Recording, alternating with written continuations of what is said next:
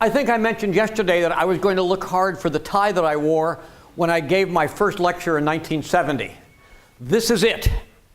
You wouldn't have liked very much how it either smelled or looked last night, but we've done some magical surgery to sort of restore the tie. It's sort of like doing an archaeological dig and having to put the bricks back together. In doing that, I also found what I think are the pants I wore on the first day. Of course, the great news is I fit into the suckers, okay, with even a little room to spare. However, there is at least one new thing in addition to the microphone. I now have William Shakespeare socks, okay? So it is only right that the Bard of Avon, as opposed to the Bard of Avon, who's some third-rate poet who lives 9 miles north of us, but at any rate, it's appropriate that the Bard of Avon sort of be embracing my feet for the last class. I have no idea what that symbolism means, but I'm sure it means something. And someday somebody will probably write a PhD thesis on it, which shows you what PhD theses are like. Anyway, I mentioned last time that probably I've taught about 11,000 classes at SUNY Geneseo since I began, and I'd never taught a class before I arrived here, never. Not as a teaching assistant or anything else. So my first lecture was in Sturgis 108 in early September of 1970, and 11,000 lectures or so later, here is the last lecture.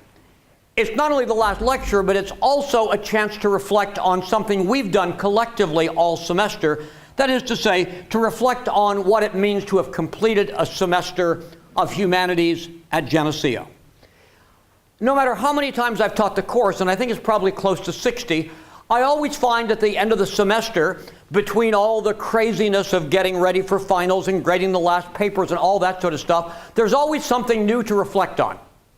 There's always something that I haven't quite thought about or haven't thought about enough, or maybe changed my mind about, or some new way of thinking about an old issue, or some way of using what we learned in humanities to reflect on something that happened yesterday, either in the world or in my own life. I hope that, like many of you, one matter that haunts me at the end of every humanities semester, actually, is that image of Plato in Book 7, that we are all prisoners in the cave. And if you recall, just a few pages before that, in Book 6 of the Republic, Plato points out that smart people, people who are young and live in great places and have great opportunities, have to struggle for years like slaves to learn anything significant. And that's always a haunting notion. It should be to you at age 19 or 20. It is to me at age 68, and I hope it will be 15 years from now, if God willing I'm still in this mortal coil of mine. We're reminded again of that difficulty of knowing things worth knowing when we read Augustine's Confessions. We remember, for example, how he read books when he was a boy. The way I phrased it when we discussed the Confessions is, Augustine got an A on all of his Virgil tests. He loved reading Virgil. He loved the story. He loved the plot. He loved the characters. He could recite lines from Virgil's classic poem, the Aeneid, of Virgil, of course, we later on met as Dante's guide through hell. And yet, he tells us, although he knew the plot, he didn't understand very much about that book at all. Because there were things in that book that related, as he looked back, to his life. But he couldn't see them then, because he really was a superficial reader, and, like Francesca and Paolo, he was reading for the wrong reason. He was reading for earthly success and fame, not for truth. And we see what happens as Augustine struggles for more than a decade to find something to hold on to that is worth having. And certainly part of that learning how to find things worth having has to do with learning how to read better, not in terms of words per minute, but how to read better, how to read more profoundly and deeply. You may recall that one of those breakthrough moments was when he's dealing with Faustus. And here is Faustus, the guy of wonderful words, but no substance.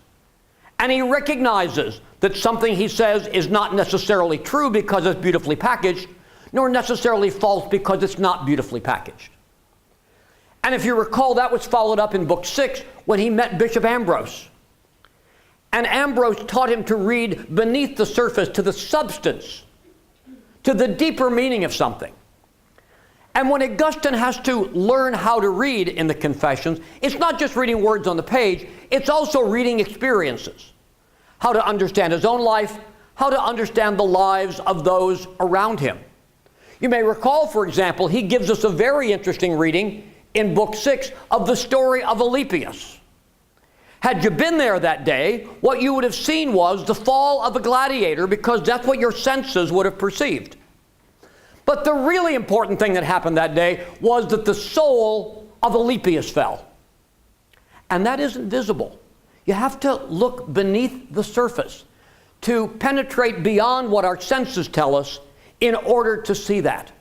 So reading is not just about reading books, it's about reading what one 13th century writer calls the other book that God wrote, the book of the universe. And you recall at the end of our reading of the Confessions, when Augustine is in the garden, he reads. He picks up a book that contains Paul's letters. He opens it up.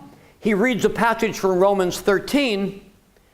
And he saw exactly and immediately that it was telling him something. He could apply it to his own life and literally become a different person while sitting there quietly in that garden, where he would look to the world like he was just sort of, well, reading a book. And so all of these things remind us of both the difficulty of growth and the possibility of growth.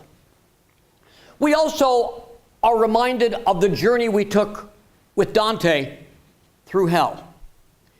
And we see how long it takes him to get anything right. That for more than half of the part of the poem we read, the Inferno, Dante's kind of a dunce. Halfway through, he meets his old teacher, Brunetto Latini, in hell, with fire raining down on him. He says, gosh, I wish you were still alive, because you're the one that would have taught me how man makes himself eternal. You just want to slap Dante. And you want to say, what's wrong? Well, remember, Augustine began that movement, that struggle, when he was 18. Dante began it when he was 35. When half his life, biblically speaking, was already past. And I think anybody older than you can tell you, as you get older, you may get wiser, but it doesn't get easier. It gets harder, because we find ourselves more and more trapped in things we've always believed. Ideas about ourselves or the world that simply have become part of us. People in my generation remember growing up with certain attitudes toward race, for example. And they were reinforced by the culture around us. And I cannot tell you how difficult it is, no matter what your intellect tells you. It is so hard, really, to turn away from those categories of thought, those stereotypes. It's so easy in a moment of weakness or a moment of fear to fall back on them. This idea of learning something worth learning, it's hard. We rejoiced, I think, with Dante when finally, when he met up with the Simoniac popes with their feet flapping, he got it. I think we're all a little bit relieved that finally it's beginning to penetrate Dante exactly how just a place hell is. Instead of questioning God explicitly or implicitly, what Dante says is, I see how God got this right. I see what God's justice is here. And we're pretty happy. We're happy for Dante, and in some way we're probably happy for ourselves. Okay? We may be dunces for a while, but by golly, we have the possibility of coming to better and greater understanding. And then Dante arrived in his next ditch, with the fortune tellers, and he wept for them. And Virgil says, "You're a fool like all the others."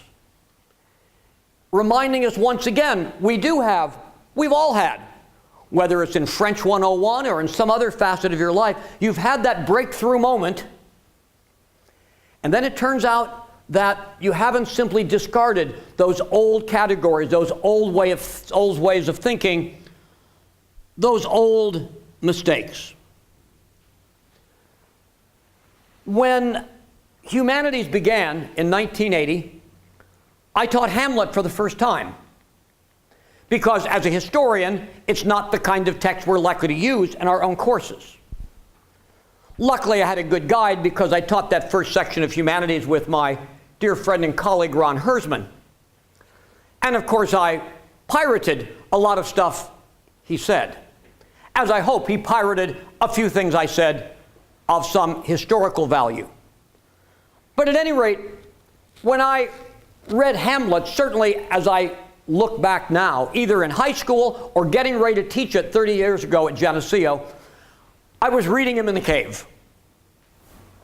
I was reading him in many ways like Augustine read the Aeneid of Virgil. Had the plot down, which of course is no easy task. I mean, think how easy the plot was of Antigone. And the fact that there are never more than 3 people on stage, and they don't all just keep dying in Antigone. But when we get to Hamlet, at least I thought I had the story figured out. And that was about it. But over the course of teaching Hamlet virtually every semester, I only had one time when I taught humanities when I didn't teach Hamlet, and that was last summer, because I taught humanities in Italy, and we spent half our time in Rome, and I thought we got to do Julius Caesar, where we could sort of act out the death scene in the very place where Julius Caesar was stabbed by the conspirators. But other than that, it's been a steady diet of Hamlet. And gradually, a little more light has come to me in understanding Hamlet. And so at the end of teaching Hamlet all these times, I begin to think, in what ways can I read Hamlet not like Augustine read Virgil, but like Augustine read Paul in the garden, where I can apply it to my own life.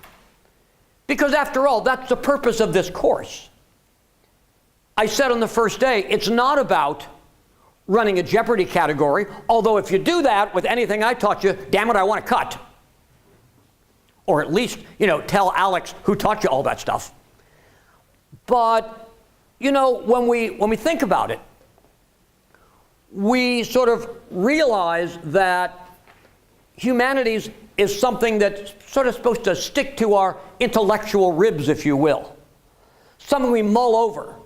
Something that comes up in ways you could never imagine 12 years from now when you are in a particular situation or the world's in a particular situation and you're observing it.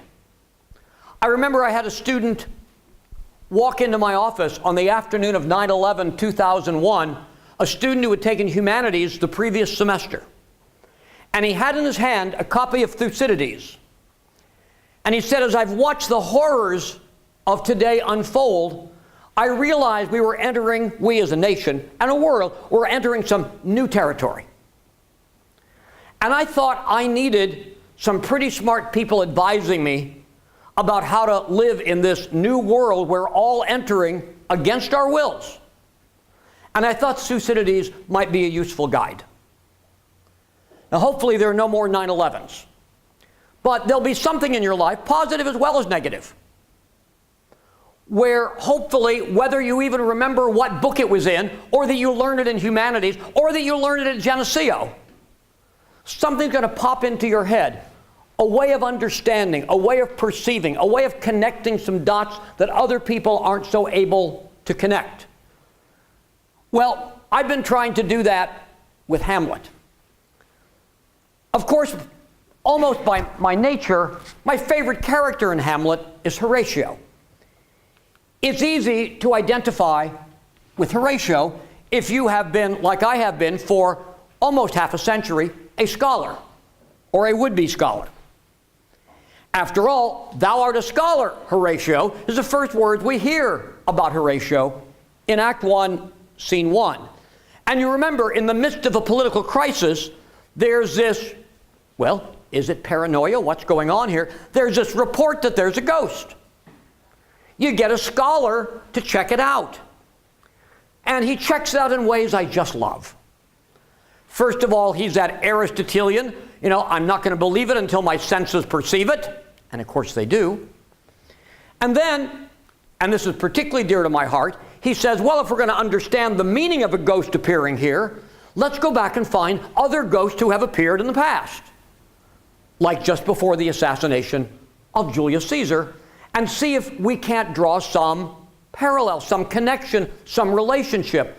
We can have a deeper understanding of why a ghost might be here if we know about a famous ghost appearance, if you will, of the past. And let's also remember, and this is always something I identify with Horatio, unlike most of the characters we meet, he's alive at the end of the play. There's a lot to be said for survival. It's not to be taken for granted that young men are going to grow to be old men, or young women, old women, for that matter, in Denmark in Hamlet's time. Yet, even in Act 1, there's that haunting statement that Hamlet makes to Horatio when he says, there are more things in heaven and earth, Horatio, than are dreamt of in your philosophy. And that haunts me because I think Hamlet is right. And we begin to look at Horatio in perhaps what Horatio doesn't get. And here's Horatio, the great scholar. Certainly somebody, for example, who would have read Cicero. How good a friend actually was Horatio to Hamlet, especially at the end of the play, when God knows if anybody ever needed a friend, Hamlet needed a friend. Now, just as I tend to like Horatio, I just viscerally dislike Polonius. And yet, I have wondered more than once whether it's because I catch a little glimpse of myself in Polonius that I really don't like very much. Let me give you some examples. Not that you would know this, but I'm happy to rattle off advice to people. And of course, we heard Polonius doing just that to Laertes, and certainly in a different way to Ophelia. Sometimes, I think like most of us, I'm willing to cut a few corners to find out what I want to know. And if somebody were to ask me, have you ever used people you love in order to win some favor or status? I want to say no. But as you look back over hundreds and thousands of events and moments, you wonder if sometimes you haven't done to someone's harm what Polonius does to people's harm, and of course ultimately his own. Another Polonian temptation. It is easy to fall into flattery when those who flatter you can do wonderful things for you. I've been working for about 10 years with an international group of CEOs, heads of big companies, or as I like to call them, rich guys. And you know what? It's really easy to be nice to them. Because I learned quickly that you might meet them one place and they'll say, well, would you like to come to Japan to speak to us? Yeah, I would actually. Never been to Japan. Got to do that. Thanks to the rich guys. Knowing what they can do, it's easy to flatter. It's easy not to offer an opinion different from theirs, even if it's in a casual dinner conversation. So certainly, I think I, and probably many of you, know the temptation of flattery. And certainly, like Polonius, sometimes we all have a temptation to say, you know, we know how the game of life is played. We really can't change the rules. Let's just play it to the hilt and win. Exactly the kind of education, if you recall, Augustine was given as a young boy in school. How to become rich and famous is how we would label, because it's how Augustine the bishop labels his education as a boy. And when I was running for Congress in particular, I discovered this. a well-known Geneseo citizen who shall remain anonymous comes up to me one day and says, I'll give $500 to your campaign. For me, that was a lot of money. Okay. Put away all those super PACs, $500 was money. I can buy radio ads on the Warsaw radio station for $12. Of course, that's probably $1 a person who listens, but nevertheless. And so there's a real temptation. I need that $500. What do I do? Well, luckily, I did not respond with the WWPD, what would Polonius do question. And let me tell you one of the reasons, not just from reading the various humanities books, but from teaching humanities. At the end of the spring of 1998, I was taking off the fall to campaign. One of my humanities students, an economics major named Joy Rossi, came up to me and said, look, Professor Cook, you and the books you're teaching have talked a good game all semester. You better live that game as a candidate. And that always was something that rung in my head. Okay? We know that one of the great things about academics is, by and large, we're better talkers than doers. And I was in a situation where I had to do some doing. And certainly I could have gone to Polonius for advice. He was a pretty good wheeler-dealer. But in that case, I didn't. And I might add, there's one more place where I have not taken Polonius' advice.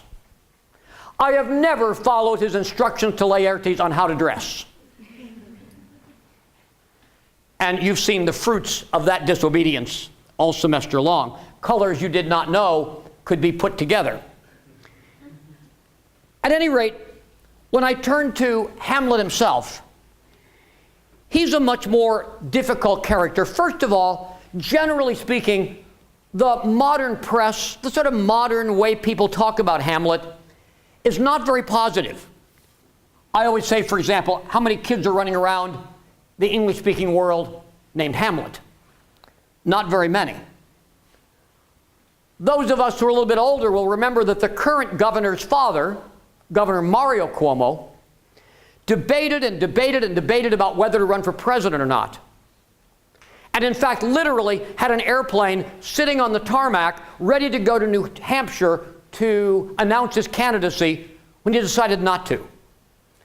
And in all of that sort of wrenching of Cuomo's decision, he was dubbed by the New York Times and others the Hamlet on the Hudson.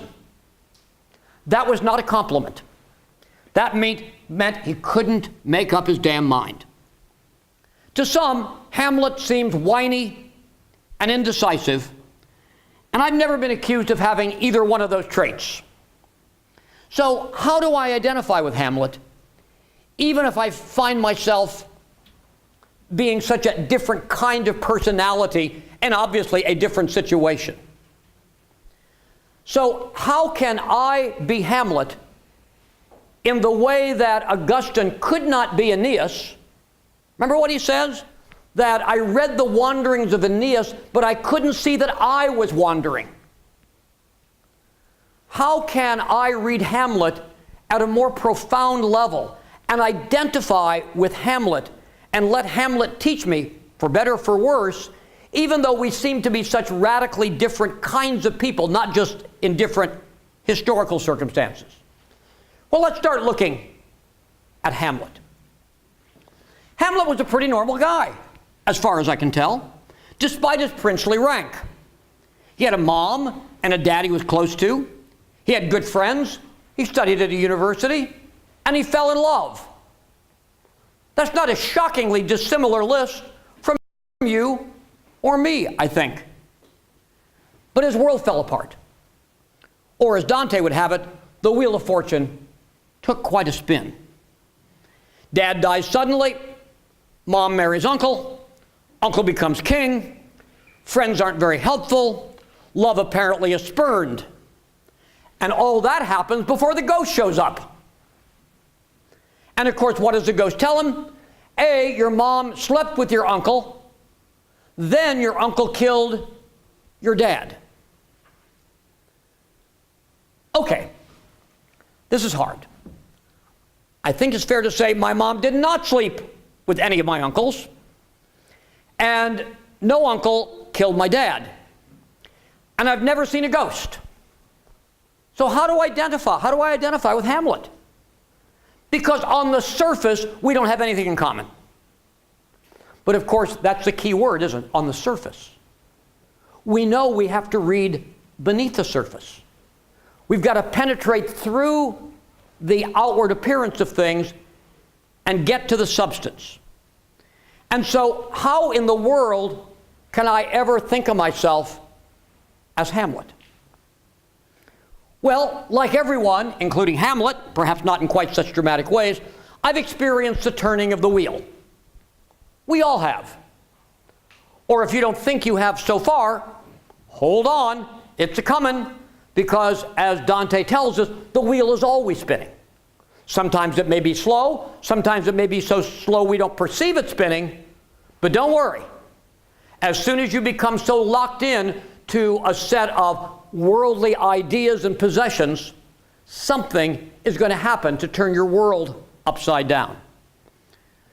I didn't have to be in Geneseo very long before I had that experience, and I've had it several times since.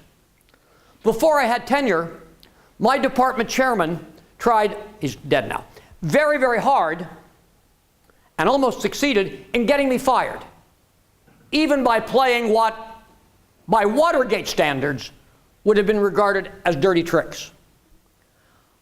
In 1983, my first adopted son, I adopted him when he was 16, had a difficult year with me, ran away from home, and then got arrested.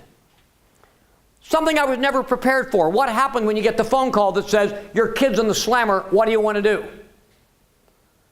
I hadn't rehearsed that one. And there are questions you're going to hear someday in your life that you wouldn't have rehearsed, that you couldn't have rehearsed. Not long after that, my second adopted son announced to me that he was so miserable here that he was not going to be adopted. If you're over 14, you have to consent to your own adoption. And that he was going back to the Bronx.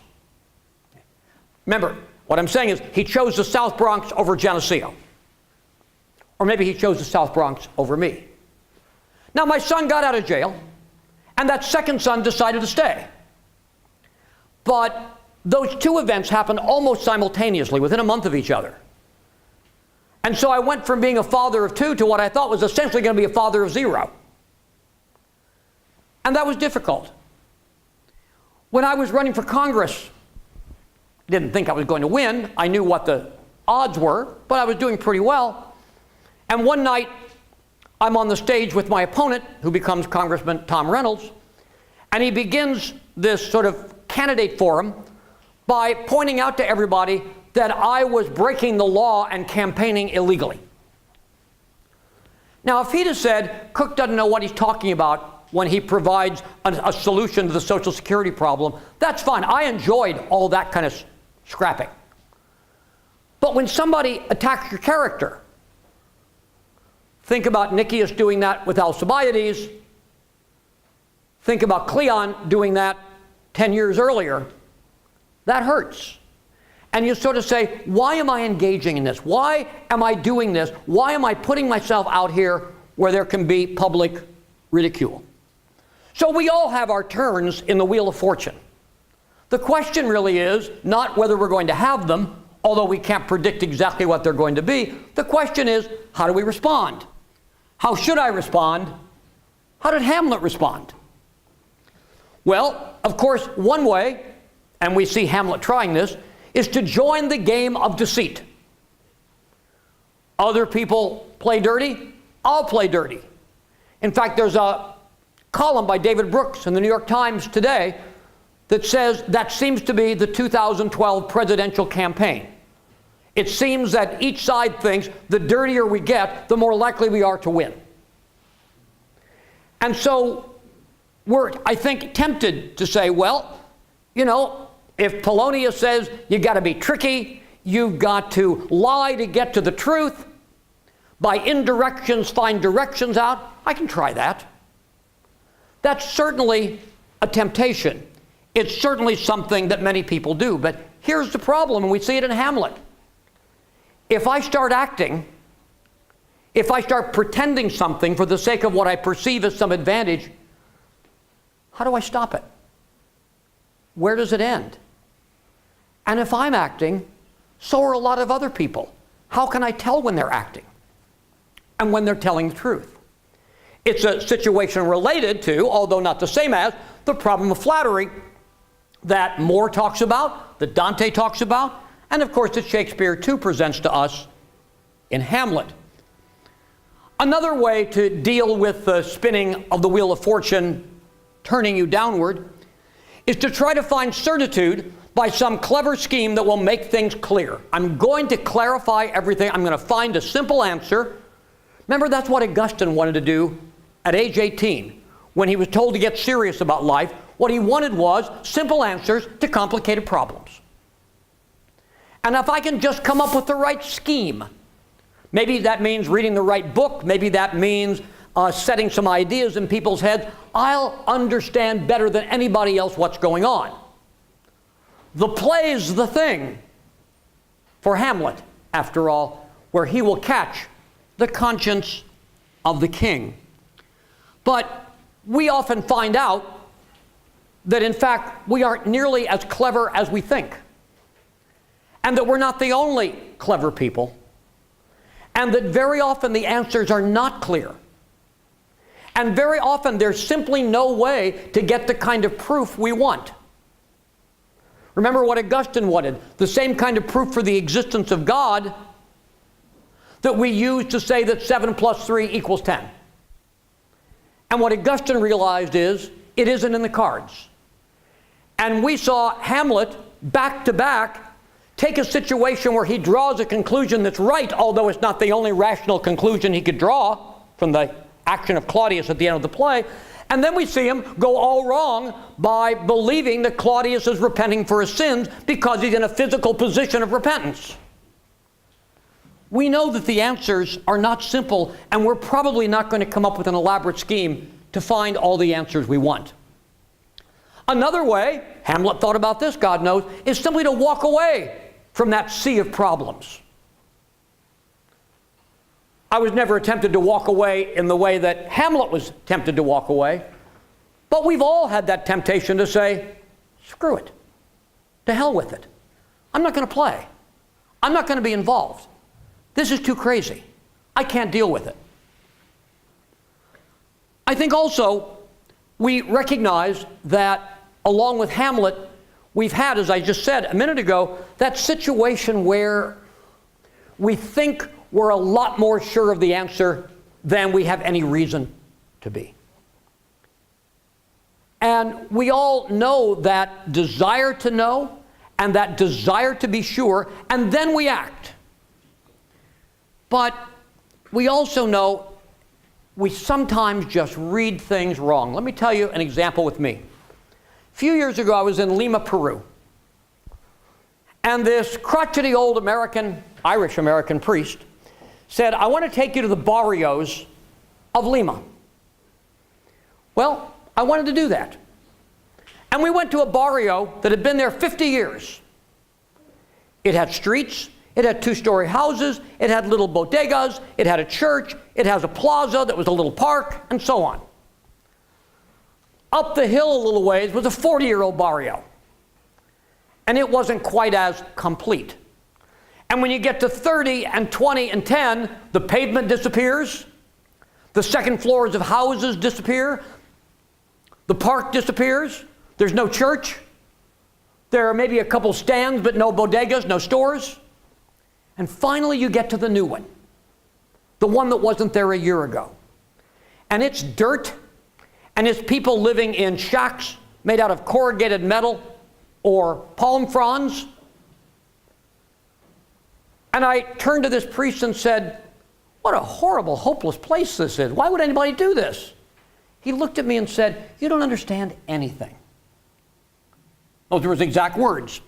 Words I guess as an academic am not used to hearing. You don't understand anything. He said, this is a place of hope. These people come here because they believe that in 50 years, not they, but their children will be living in a neighborhood like that first barrio you visited. This is a happy place. This is a place that looks for opportunity.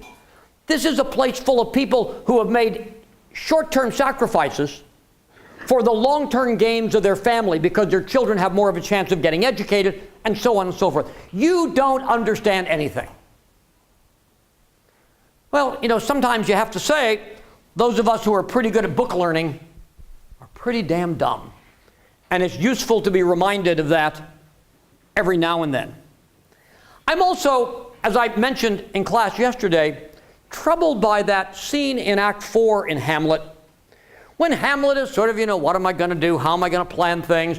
And he comes across the army of Fortinbras on its way to Poland for this insane military activity where the land fought over is worthless, and at the end of the battle, the land won't be big enough to serve as a cemetery for those who die in the battle. Now, when we hear that story, as we read Hamlet, we say, well, that's really stupid violence.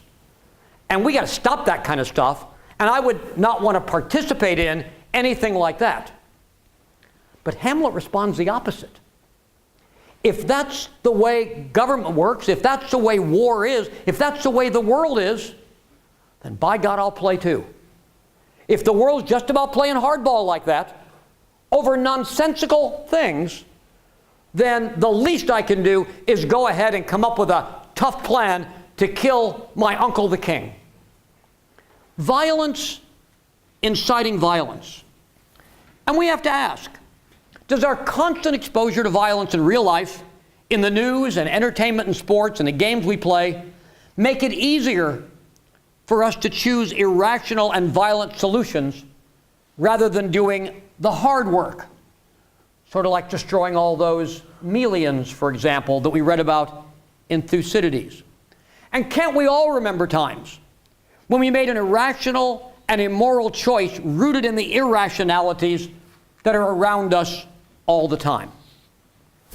And as I also mentioned in an earlier class, I remember very well and thought about Hamlet a great deal on January 21st, 1990, when I stared into the lifeless face of my father who had died a few hours before.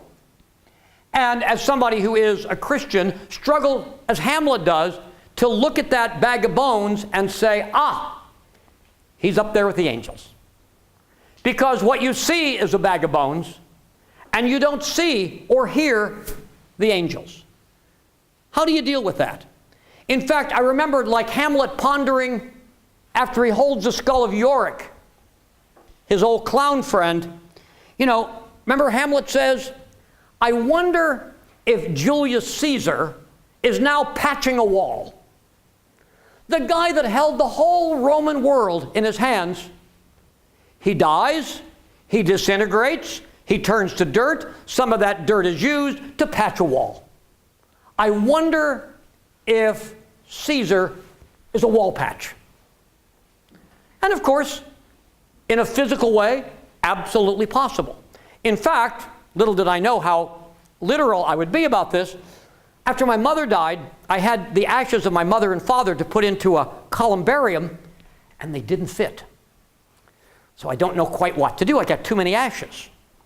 So the priest said, well, you know, there's a tree planted behind the church for your in honor of your father. Why don't you go sprinkle some of the ashes around the tree? So part of my mom and dad are now fertilizer for a tree. Not so much different than being a wall patch. How does all that fit together with the fact that just a little bit after Hamlet wonders about what happened to Julius Caesar, he tells Horatio that in spite of everything he's just seen, there is a divinity that shapes our ends. And the difficulty that Hamlet faces, that Augustine faced, that many people faced, Plato faced, is we tend to take the physical world as real because we can perceive it with our senses, and we are skeptical about a world that may be more real because permanent, that we can't perceive by the senses because we can't know that world the same as we can know the physical world. And so, in many ways, I find that Hamlet, on the one hand, you know, is almost obsessed by dead bodies or body parts, as he holds the skull of Yorick, and on the other hand, recognizing that there is a divinity that shapes our ends. Again, it's much harder to know the divinity than to know the biology of the human being and what happens when a human being dies. Hamlet and I guess, are about as different on the surface as two people could be. But upon reflection, I find that in some ways, too, just as Augustine recognized he needed to be Aeneas but wasn't, that in some ways I, too, am Hamlet. Certainly we learn from the books we read this semester, it is very hard to live well.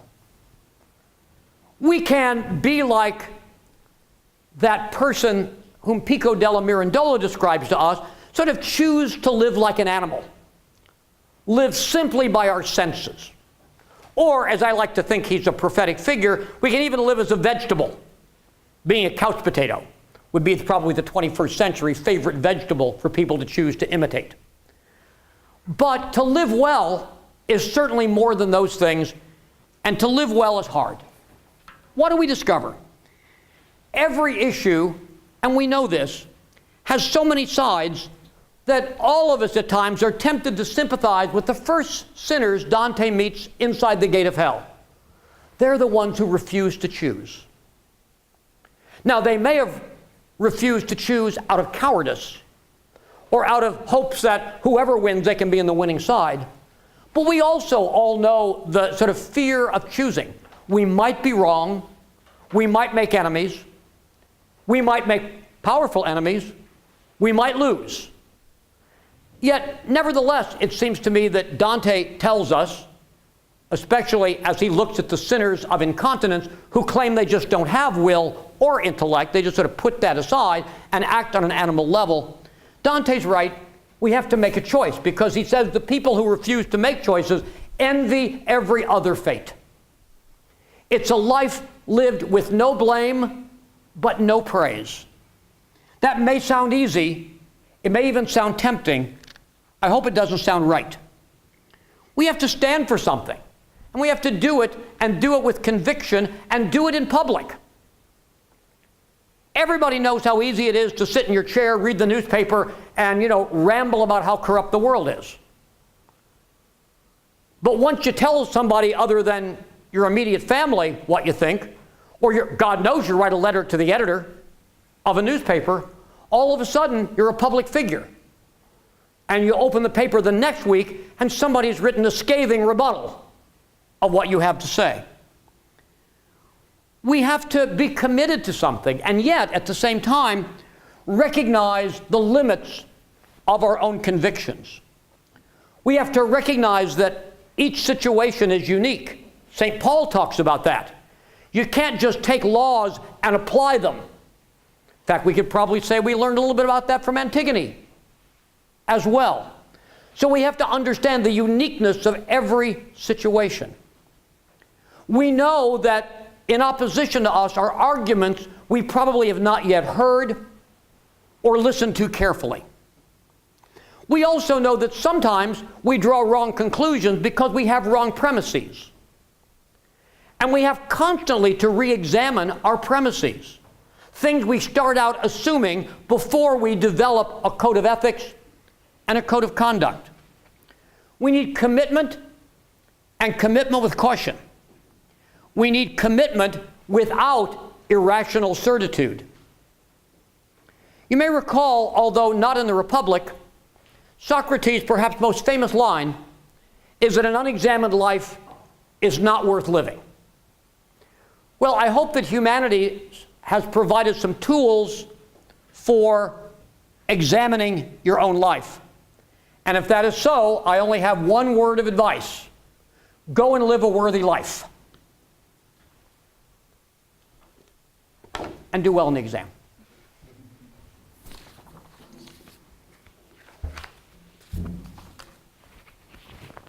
I'm finished.